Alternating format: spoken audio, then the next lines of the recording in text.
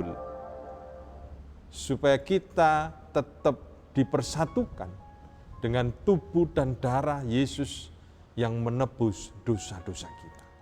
Dan pada saat perjamuan kudus itu dilaksanakan, makna perjamuan kudus itu tidak hilang sama sekali. Artinya, kita saat ini pun secara teologis dapat mempertanggungjawabkan pelaksanaan perjamuan kudus di rumah-rumah dengan tuntunan ibadah live streaming yang dilakukan di gereja. Karena di situ kita melakukan apa yang diajarkan Tuhan Yesus, tidak mengurangi makna perjamuan itu sama sekali.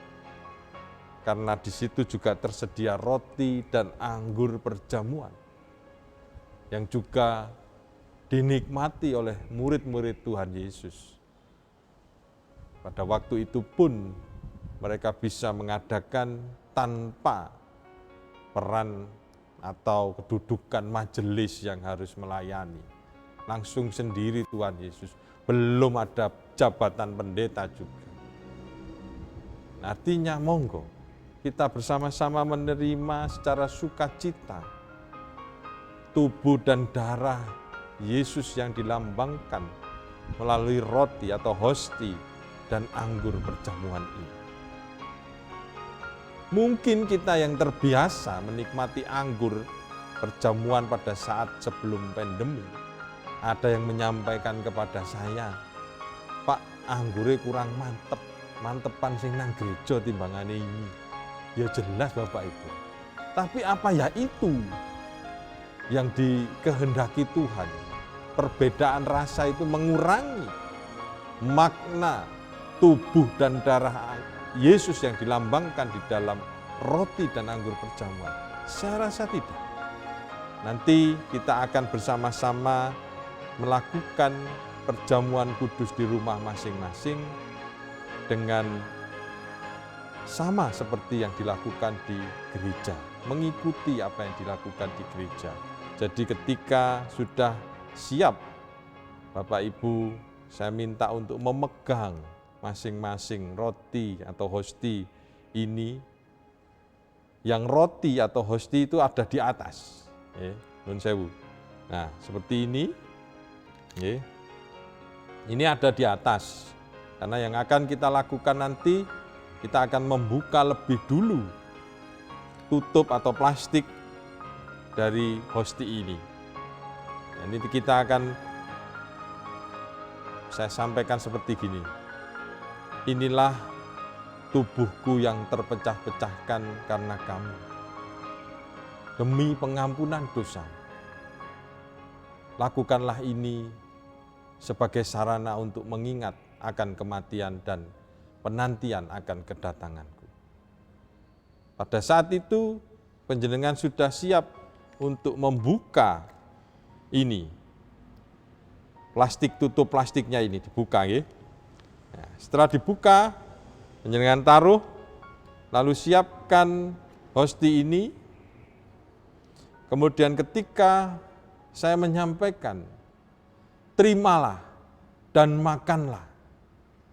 Nah, di saat itulah saya, penatua diaken guru Injil yang ada di gereja atau ibu-ibu yang menjadi petugas di gereja, bersama dengan panjenengan di rumah memakannya.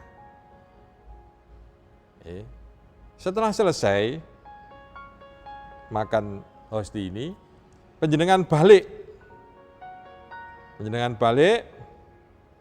Lalu nanti ketika sudah waktunya saya menyatakan, inilah cawan perjanjian baru yang telah dimateraikan oleh darahku demi pengampunan dosa. Perbuatlah ini dan jadikanlah sebagai peringatan akan kematianku dan penantian akan kedatanganku. Nah, di saat itulah panjenengan membuka tutup dari anggur ini. Tutup plastik ini panjenengan buka. Lalu panjenengan unjuk Jenengan minum ketika saya menyampaikan terimalah dan minumlah. Nah, setelah itu diunjuk. Nah, setelah selesai, kita akan melihat lagi tayangan yang ada di dalam live streaming itu, kita ikuti sebagaimana biasanya. Jadi secara teknis, demikian yang dapat saya sampaikan. Persiapan pribadi hati kita mengakui kelemahan, kesalahan, dan dosa kita di hadapan Tuhan, baik di dalam lingkup persekutuan gereja kita, GKJW, bahkan mungkin di tengah-tengah keluarga kita sendiri. Seperti yang disampaikan pada ibadah wilayah yang dilayani oleh Bapak Kiai Agus. Kita akui kesalahan dan dosa kita di hadapan Tuhan, dan kita memohon pengampunan kepada Tuhan. Nah, disitulah makna perjamuan kudus, tubuh dan darah Yesus sebagai anugerah pengampunan dosa dan juga kehidupan yang kekal dinyatakan kepada kita.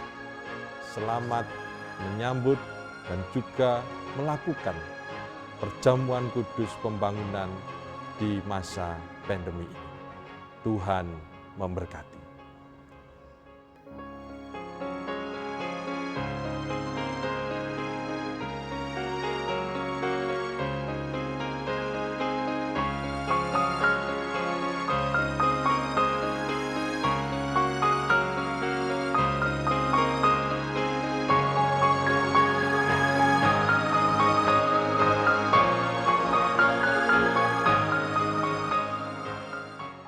Thank you.